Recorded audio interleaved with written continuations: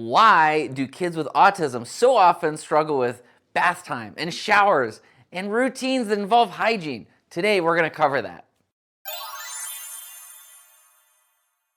The number one reason is sensitivity, sensory sensitivity.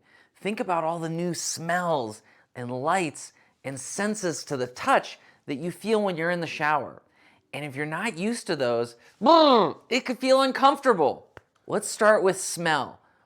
There's dampness there. There's soaps. There's shampoos. They fill up your nose, and you don't experience those day to day, and they could smell weird. It could smell disgusting. It's uncomfortable to someone that's not used to it. Now think about water touching your skin. For you, it might feel good. For someone else, it might feel horrible. And what about the temperature of the water? Ooh! You might have an uncomfortable water temperature, but what if water in general is uncomfortable to your kid? And what if their preferred temperature is totally different from yours? What feels warm on your skin might feel too hot or too cold on their skin. That could take some experimentation, some desensitization. Inside the shower, you've got an echo and lots of sounds. Showers are surprisingly loud, and it's a new sound with a lot of echo. So there's a lot of new sounds, and the lighting's different. Maybe it's darker than usual, and you combine that with everything else, and this is a totally new, uncomfortable experience for a kid with autism. Some of these things you can deal with without really any tech. It just takes a little bit of time. Go to the store with your kid and find the smells that they like. Have them be involved in the choosing of their own shampoo and soap.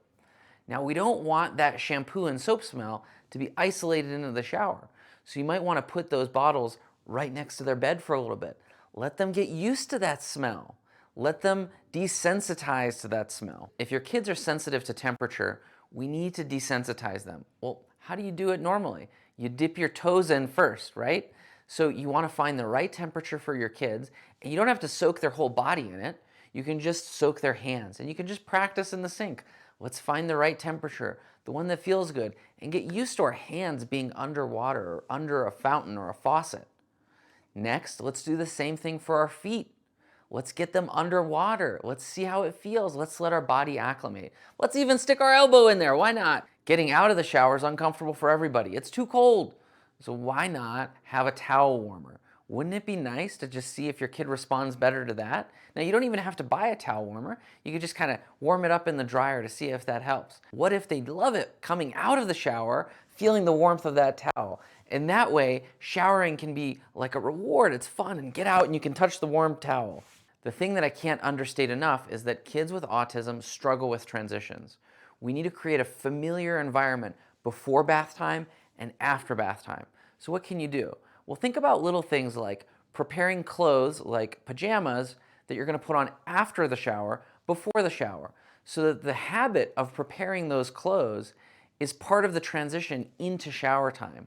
We want to ramp up into shower time, not just immediately go from watching TV to shower time.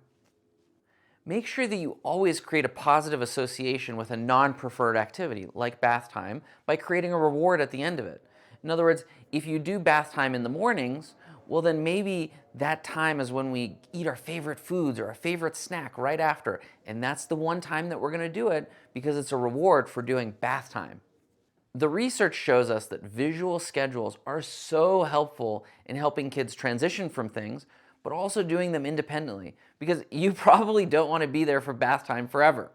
All of this is why we made Goalie. You've got a dedicated device. It's going to sit on your sink or on your countertop or near the bathtub, and it's going to walk your kids through step by step what they need to do to successfully complete their hygiene routine. In the parent app, you create all the activities and how long each activity should take.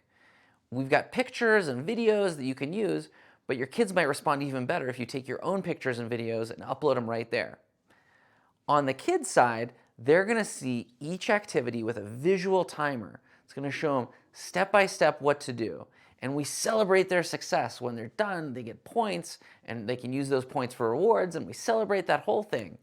You can create custom audio prompts. You can control what they can pause, what they can do, what they can't do. Because, what if you put in use the toilet and they don't have to use the toilet? Well, they should be able to just skip it. When your kids are done, we ask them, how do you feel about that? And we report everything back to you in the parent app. You can see how well they feel. You can see how long they took for that routine. You can tell us also how independent were they. You can take some notes. Here's what worked. Here's what didn't work. So that you can create a system for you all on your phone. Over time, what we want to do is also fade those prompts. So as your kids become more independent, we want to reduce the number of visual aids and timers, and we can give them checklists.